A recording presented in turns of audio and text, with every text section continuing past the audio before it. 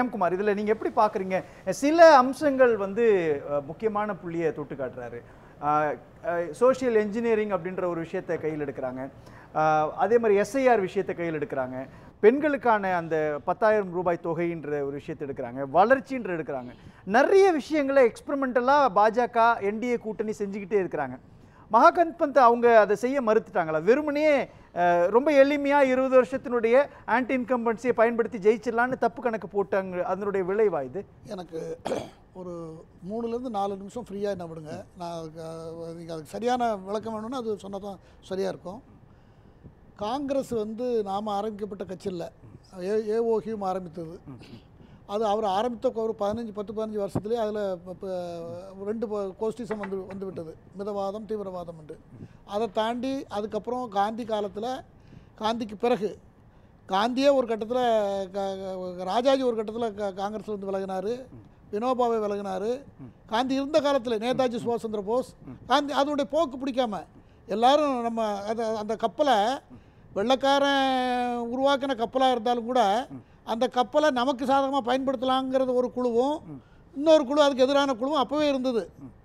ரெண்டும் நம்ம நாட்டுக்காக பயன்படுத்தணும் இருந்தாலும் கூட தீவிரவாதம் மிதவாதங்கிறதுல அது போய்கிட்டு இருந்தது. ஆனால் ஒரு கட்டத்தில் அதையும் தாண்டி எல்லாரும் சுபாஷ் சந்திர போஸ் போன்றவர்கள்லாம் விலகிட்டாங்க. பிறகு அவர் காலத்துக்கு பிறகு 40க்கு பிறகு ஆச்சாரியா கிருபலானி, வினோபாவை இவங்கெல்லாம் விலகினாங்க. இல்லை ரொம்ப பின்னால் காந்திக்கு அப்புறம் அவர் பீகாரை சேர்ந்த பிரஜா சோசலிஸ்ட் ஜெயபிரகாஷ் நாராயணன், இப்படி எல்லாருமே காங்கிரஸுடைய போக்கு. நீங்கள் இது எதுக்குன்னா அது என்றைக்குமே தன்னுடைய குணத்தை மாற்றிக்கல. இதுல காங்கிரஸ் ஒரே நிமிஷம், இதுல காங்கிரஸ் என்ன குணத்தை கையாண்டது, என்ன பாடத்தை பீகார் மக்கள்? நல்ல கேள்வி. தீதும் நன்றும் பிறர் தர வாரா அப்படின்னு ஒரு நம்மளுடைய இது இருக்கு இல்லையா, அதற்கு தகுந்தாற் போல காங்கிரஸ் ஆட்சி வந்த காலத்திலேயே அவங்க அதை அந்த அந்த அந்த அந்த அந்த ஸ்தானத்தை சரியாக பயன்படுத்தலை. அந்த அந்த இல்லை சார், பீகாருக்கு இல்லை இல்லை புரியுது எனக்கு. பீகாருக்குள்ள காங்கிரஸ் என்ன மனநிலையில தேர்தல் அணுகுச்சு, தேசிய கட்சி என்டிஏ என்ன மனநிலையில தேர்தல் வெற்றி பெற்றாங்க? ஒரு தேசிய கட்சி தன்னுடைய இமேஜை இழந்துட்டா எல்லா இடத்துலையும் தான் அது போயிடும். அப்படி தான் போயிருக்கு. ஒரு தேசிய கட்சி, அது தேசிய கட்சி, ஒரு மாநிலத்துக்கான கட்சி அல்ல, ஒரு தேசிய கட்சி. அதனால தான் தேசிய அளவில் நான் சொல்லிட்டு இருக்கேன். அது அவ்வளோ மாநிலத்துக்கு கலைச்சது. ஒன்றுக்கு லாய்க்கல. 1959 இஎம்எஸ் நம்பூதிரிபாடு அரசாங்கத்தை கலைச்சது. அதுக்கு பின்னால் காரணமே இல்லாமல் 100 முறைக்கு நடந்து முடிஞ்சு சார். அந்த கோபம் இன்னமும் பீகார் மக்கள்கிட்ட இருக்கு. கண்டிப்பா அந்த கட்சி அதுல ஒரே ஒரு விஷயம், பிரகாஷ் மூத்த பத்திரிகையாளர் சொல்றப்போ ஒரு விஷயத்தை மைல்டா அணுகுறாரு. ஒரு 20 வருஷமா தொடர்ச்சியாக ஆட்சி அதிகாரத்தை கையில வச்சிட்டு இருக்கிறாரு. தொடர்ச்சியா ஒரு 5 வருடம் ஆட்சி செய்யறாருன்னு வச்சுங்களேன். அவர் மேல ஒரு ஆன்டி இன்கம்பன்சி கூட இல்லையா? அவர் மேல ஒரு அதிருப்தி கூட இல்லையா? ஏற்கனவே இருந்தவங்கெல்லாம் ரொம்ப இப்போ அவங்க சார் சொன்னார், பிரகாஷ் சார் சொன்னார். அதாவது நான் 94ல் லல்லு பிரசாத் யாதவ் ஒரு முதலமைச்சராக இருக்கும்போது நான் பார்த்துருக்கேன்.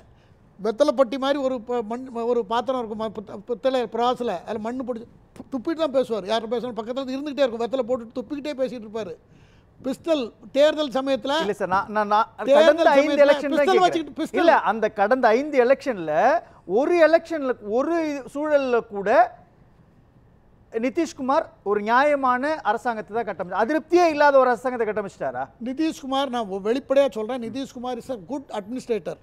அது 2014 பிரதமர் போட்டி மோடிக்கு ஈக்குவலாக போட்டிக்கு முன் வந்தவர். அது எல்லாத்துக்கும் ஞாபகம் இருக்குன்னு நினைக்கிறேன். அவர் நல்ல அட்மினிஸ்ட்ரேட்டர், அதில் ஒன்றும் சந்தேகமே கிடையாது. அவர் வந்து அப்படி இருந்தவர். அட்மினிஸ்ட்ரேட்டரா அரசியல்வாதியா? அட்மினிஸ்ட்ரேட்டர், அரசியல்வாதினா பாஜக கூடயும் கூட்டணி வைக்கிறாரு, பிளஸ் காங்கிரஸ் ஆர்ஜேடி கூடயும் கூட்டணி வைக்கிறாரு, திரும்ப பாஜக கூட கூட்டணி வைக்கிறாருன்னா அட்மினிஸ்ட்ரேட்டரா அரசியல்வாதி? பெஸ்ட் பொலிட்டீஷியன் அண்ட் அட்மினிஸ்ட்ரேட்டர், ரெண்டையும் சொல்லலாம். அவர் நல்ல, அதில் ஒன்றும் சந்தேகமே கிடையாது. அதனால் காங்கிரஸ் வந்து ஆரம்பத்திலேருந்து செய்த தவறுகள், அதுக்கு பின்னால் நரசிம்மராவ் இப்போ நான் சொன்னார் இல்லையா, சார் சொன்னார், நம்முடைய தமிழ்மணி சார் சொன்னார், அவருடைய நரசிம்மராவுடைய பாடியை கூட காங்கிரஸ் அலுவலகத்துக்கு கொண்டு போகக்கூடாது அப்படின்னு எல்லாம் இதில் இறங்கி வந்துட்டாங்களே சார். கடந்த காலத்தில் காங்கிரஸ் செய்த எல்லா தவறுகளுக்கும் இறங்கி. நான் ஒரே ஒரு விஷயம் தான் சார், பீகார் எலெக்ஷனை இப்போ எடுத்துக்கோங்களேன். பீகார் எலெக்ஷன் அந்த பிரச்சாரத்திலிருந்து தேர்தல் அறிவிக்கப்பட்ட தேதியிலிருந்து இன்னைக்கு வர அவங்க சொன்னது என்ன? வாக்கு திருடப்பட்டிருக்கிறது, எஸ்ஐஆர்ல வந்து இதை காங்கிரஸ் முன்வைக்குது.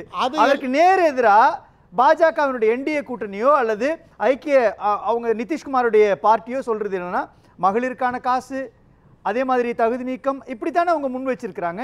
அப்போ உண்மையிலேயே அரசியல் செய்தது என்டிஏன்றது தானே நிதர்சனமாக மாறும். காங்கிரஸ் கட்சிக்கு பேருக்கு மல்லிகார்ஜுன கார்கே தலைவராக இருந்தாலும் அதை உண்மையிலே லீட் பண்ணிக்கிட்டு இருக்குது ராகுல் காந்தி. ஜார்ஜ் சோரஸ் என்ன சொல்கிறாரோ அதை இவர் வாயில் வருது. ட்ரம்ப் என்ன சொல்கிறாரோ இந்தியாவுக்கு எதிராக அது இவர் வாயில் வருது.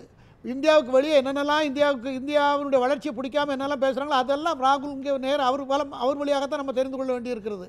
எல்லா விஷயத்திலையும் சிறுபிள்ளைத்தனமாக நிறைய பேட்டி கொடுத்துருக்கிறார். நான் கேட்குறது, இப்போ இந்த பிரச்சாரத்தில் லாஜிக்கான ஃபேக்டரா என்டிஏ என்ன வச்சு சார்? ஒரே ஒரு கீ பாயிண்ட் வச்சுங்களேன். பீகார் மக்களினுடைய உணர்வுகளை தூண்டி விடுற மாதிரி பீகாரிகள்லாம் தமிழ்நாட்டில் திமுகவினரால் தாக்கப்படுறாங்க. அப்படி ஒரு சம்பவத்தை பிரதமரே குறிப்பிட்டு பேசும்பொழுது பீகார் மக்கள் யாருக்கு வாக்களிப்பாங்கன்ற ஒரு கேள்வி இருக்கு இல்லையா?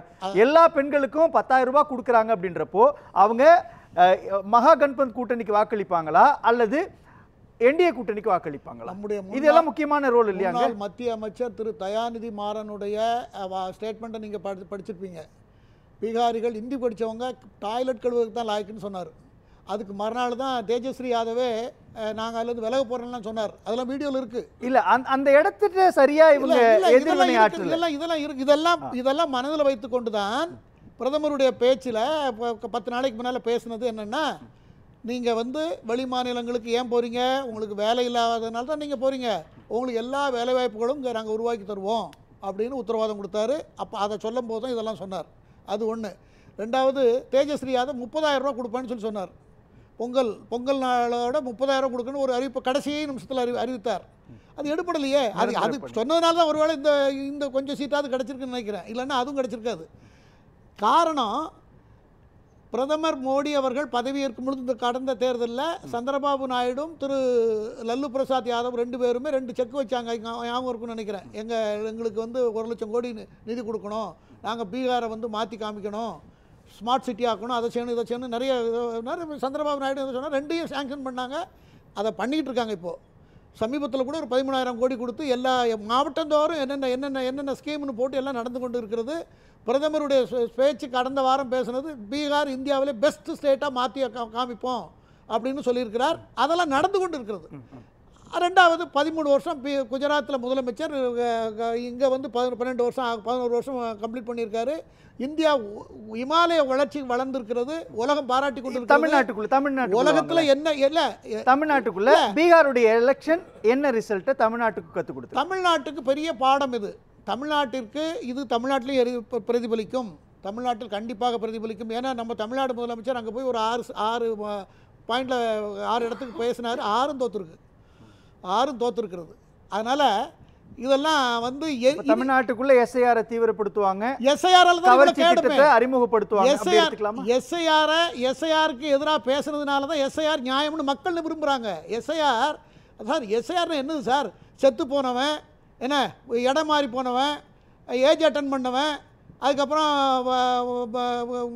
இந்த மாதிரி ஆட்களை வெளிநாடு போனவங்க, இவங்க எல்லாருமே அவங்க அந்தந்த இடத்துல இருந்தால், அது சரியாக இருந்தால் அவங்களுக்கு ஓட்டு, அப்படி இல்லாதவங்கள டவுட்டாக எடுத்து தூர வச்சிருவாங்க. அதை கிளியர் பண்ணா மட்டும்தான் ஓட்டு. அப்படிதானே? ஆமாம். சொந்த வீடு இருக்கிறவங்க, மைக்ரேண்ட் ஆனவங்களுக்கு வாடகை வீடெல்லாம் கிடையாது சார். வாடகைக்கு மாறினாங்கன்னா அவங்க எங்க பண்ணிருக்கணும் சார்? இல்ல, மைக்ரேண்ட் ஆவறது யாரா இருப்பாங்க? பட்டியல் சமூகமா இருப்பாங்க அல்லது இஸ்லாமியர், வெளிநாடு வேலை செய்யறவங்க, அது எம்மா இஸ்லாமியரா இருக்காங்க.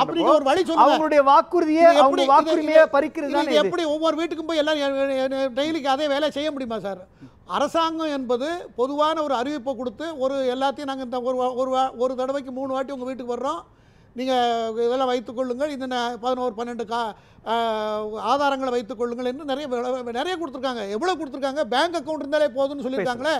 இதெல்லாம் தாண்டி அதாவது ஒன்றுக்குமே இல்லைன்னா உங்கள் அப்பா அம்மா சண்டைக்கு சத்தான் அப்படிங்கிற மாதிரி ஒரு கிராமத்தில் பழமொழி சொல்லுவாங்க. எல்லாத்துலேயுமே எதிரி தமிழ்நாடு இந்த தடவை தமிழ்நாட்டுக்கு பிஜேபி வராது, அப்படி வராது, இப்படி வராதுன்னா வியாக்கியானம் பேசிகிட்டு இருக்காங்களே. இந்த தடவை பார்க்க போகிறாங்க பாருங்கள்.